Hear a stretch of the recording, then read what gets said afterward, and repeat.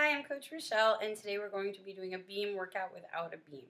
I have a tape line that I put down on my yoga mat, but please do not put tape down anywhere unless it's okay with your parents. You could also put two yoga mats next together, so there's a negative space and you can use that as the beam. I have a piece of fabric that I put down next to my yoga mat, and I would use that white area as my beam. Okay. Let's get started. We're going to just start with kicks. Okay. So when you're doing your kicks, you want your arms pressed back, you want your chin up, you want both legs super straight, and you're going to do kicks forward. Make sure your foot is slightly turned out when you step on the beam, and you're going to do about 20 kicks. So if you have a tiny amount of space, maybe you can only fit 2 kicks and then turn, or if you have longer space, then you can do more kicks. We're going to do back kicks now. We're going to keep arms back. Same thing. You want to keep your chest up. You don't want to bend your bottom leg or your back leg. And you're going to kick and step. Same thing. We're going to do those 20 times all together. If you have absolutely no space, you could also do them as standing in place. Okay, so now we're going to move on to split leaps. Split leaps are a very important thing in gymnastics. In competitive gymnastics, you have a split leap in pretty much any level beam routine. So we're going to work on those right now. You're going to start, we're going to do a standing split leap first. So you're going to stand on your bad leg, you're going to lift your good leg, and from here, we're going to plie and jump and push. And you're going to try to hold your back leg up. If you can hold it for 1 second, great. If you could do it for 2 seconds, even better. I like you guys to do that 5 times, and if you fall off your line or your beam, then don't count it. Make sure that you land everyone on the line. Okay, so after that, we're going to move on to step leap. So when we do a step leap, you're going to start with your bad leg in front. You're going to step onto that leg, and you're going to do the same thing we just did, but a little bit faster. So you're going to do step, kick, leap, hold. Okay? So try to do those 5 times as well. Remember, if you don't land on the line, don't count it. Just try to make sure that you stay on the line for all 5. Now we're going to do a split leap, step through, and finish. So same thing, you're going to start with your bad leg in front, arms pressed back. You're going to step, leap, plie, and finish. And you're going to do those 5 times. So now we're going to move on to our jumps. When we're doing jumps, you want to have your feet kind of like puzzle pieces. They're one is not completely in front of the other, but they're not side by side. If they're side by side, it's not gonna end well for your jumps if you're actually on a high beam. So you want one foot a little bit in front of the other, and we're gonna practice our straight jumps. So you want your chest up, your arms down, everything squeezed, and we're gonna do arms up and down, up and back down. So do 5 of those, and then I would like you to try a jump series. A jump series is when you connect 2 jumps. So for now, we're going to just do 2 straight jumps. Watch how I connect them. You don't have to go super fast. You just have to make sure that your feet don't move in between and you swing your arms. So we're going to start in the same position, and we're going to go straight jump, straight jump. Okay? So when you get used to those, stick 5. You could also try different jumps. You could add in a tuck jump or a split jump or a pike jump even. Plus you're not really actually on a high beam, so you can't really fall off. So you could try some jumps you probably would never do on a beam.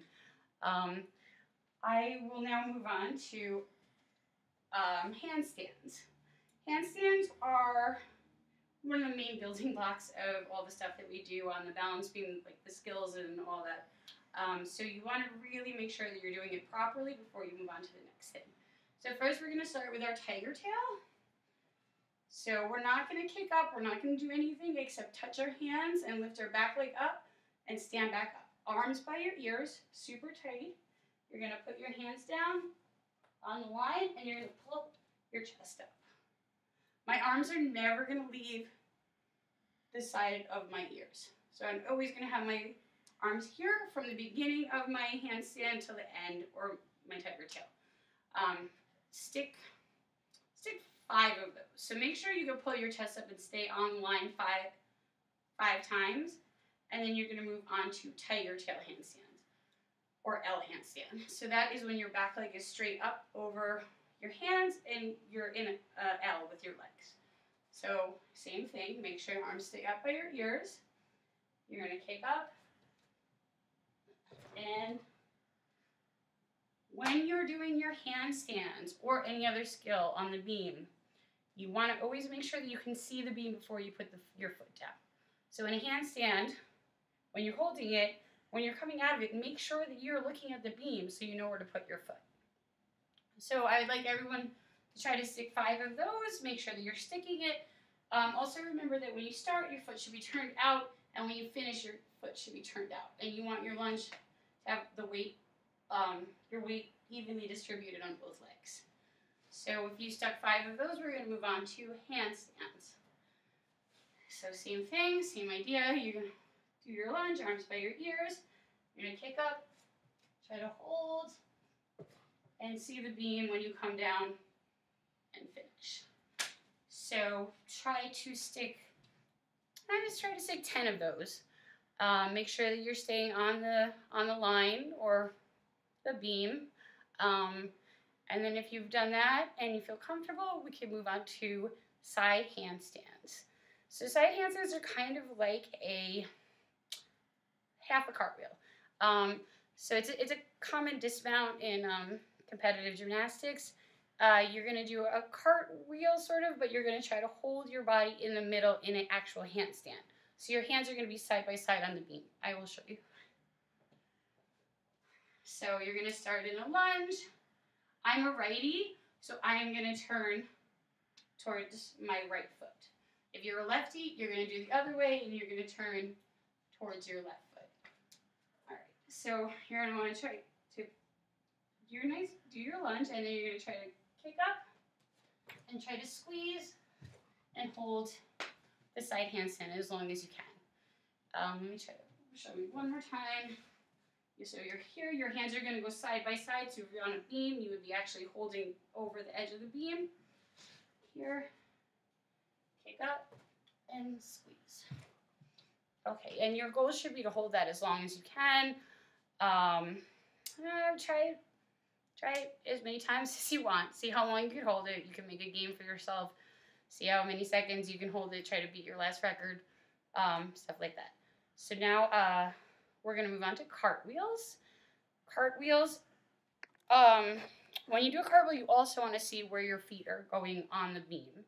So you want to be able to see the beam at the same time as you're in the middle of your cartwheel. So when I'm upside down in my cartwheel, I always am looking under my armpit to see the balance beam so I know where to put my foot. So start in a lunge. Well, maybe I don't have enough space, but you guys get the idea.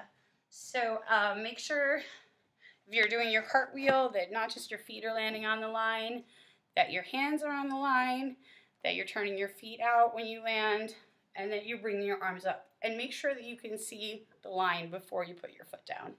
It'll make you feel so much safer when you're actually on a real beam.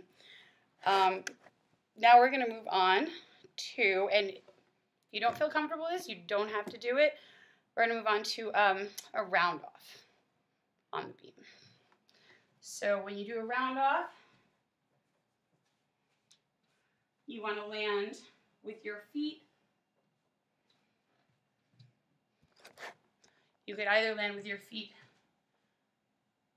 in a sort of fifth position, but not like a very lightly turned out fifth position, or you want to land with your feet like puzzle piece, like I showed you for the jumps. So, sorry, excuse my cat. So when you're doing your round off, you want one hand on the beam sideways, and you want your second hand turned in slightly. So let me see if I don't break anything. And you want to land here with your chest up. I think that you guys have enough stuff to practice for a while, and next time I see you, I'll give you more things to do. Thanks.